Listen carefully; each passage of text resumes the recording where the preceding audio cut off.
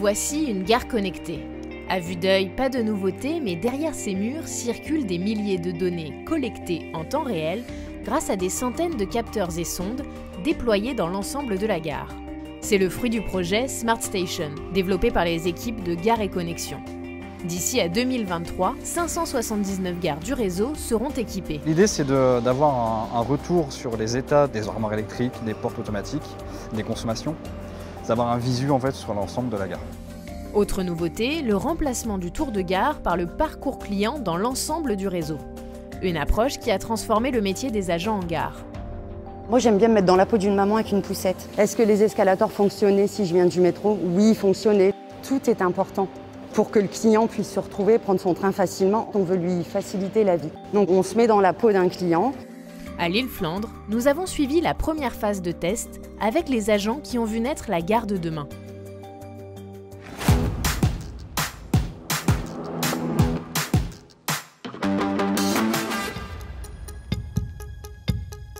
Ce jour-là, en gare de l'île Flandre, les équipes de l'ABE encadrent l'installation du système de supervision de la gare par Engie Solutions.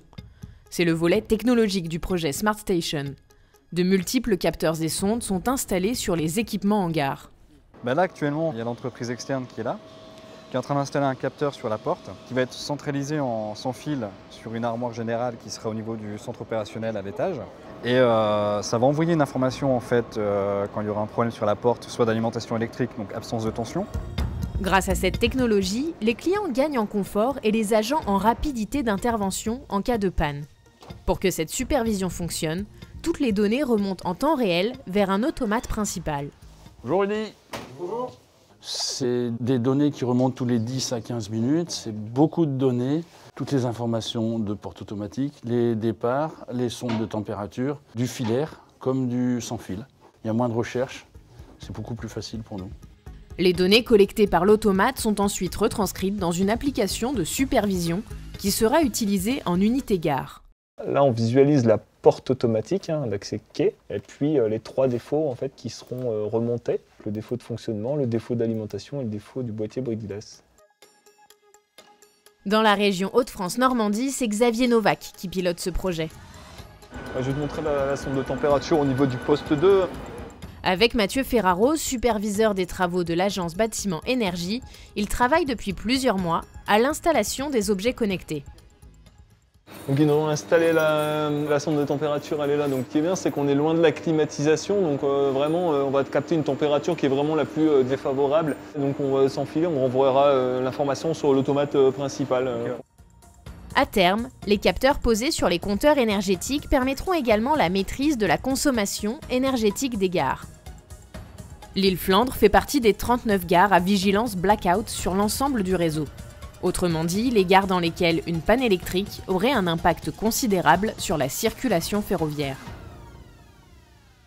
On est à Lille parce que Lille est la première gare blackout du projet Smart Station. Une gare blackout a cette particularité d'être surveillée sur l'ensemble de son schéma de distribution électrique.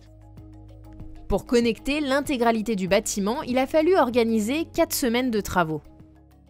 On a eu des difficultés à organiser ces travaux, notamment par le fait qu'il y avait énormément d'intervenants, de parties prenantes à ces travaux.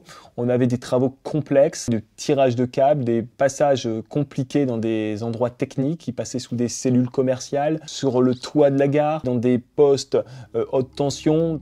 Pour les agents, le tour de gare est remplacé par le parcours client. C'est le volet métier du projet Smart Station. Là, je vais faire comme si je prends le TER à destination tournée, donc je vais me diriger voie 11. Je vais vérifier si tout est bien rangé, s'il n'y a pas de déchets par terre, si le client peut accéder facilement à son train. Mis en place en janvier dernier, le parcours client est centré sur l'expérience du client en gare. Propreté et rangement des espaces communs, contrôle des dégradations et de la sûreté des voyageurs, fiabilité des informations ou encore sécurité dans la gare. Rien n'échappe au radar de Stéphanie. C'est pas du tout le même métier qu'avant en fait. Je fais plus du tout la même chose. Donc au début, oui, c'est compliqué de prendre ses marques et avoir ce regard client. Nous, on avait le regard cheminot et ce qui nous intéressait, nous, c'était vraiment les installations. Après que ça soit salle par terre, on est dans la gare 8 heures par jour. Il y a des trucs on ne faisait plus attention, mais plus du tout. c'est plus intéressant. Si par exemple, un jour j'ai envie de regarder uniquement les prises, je peux prendre le chargeur de mon téléphone et essayer toutes les prises dans la gare pour voir si les prises fonctionnent. Ça fait partie du parcours client. Pendant ce parcours, les agents notent les anomalies qu'ils constatent sur l'application Igo Nomad. Les informations sont alors directement communiquées aux services concernés pour une intervention plus rapide. Toutes les remontées que je fais ou que mes collègues font quand nous faisons le parcours client, on voit que ça bouge derrière. Donc on ne fait pas ça inutilement. C'est plus concret, on va dire maintenant. Prochaine étape du projet, s'appuyer sur l'expérience de l'île Flandre pour connecter de nouvelles gares Smart Station dans la région. Au total, une centaine de gares seront connectées sur le territoire national d'ici décembre 2021. Pour moi, c'est un très beau projet. J'ai apporté mon œil technique sur le terrain. Je pense qu'on est peut-être plus visible du coup, puisqu'on n'est pas focalisé dans un équipement à biper, donc on est plus ouvert à regarder. Du coup, le client, je pense qu'il vient plus nous voir. Ça change et c'est mieux.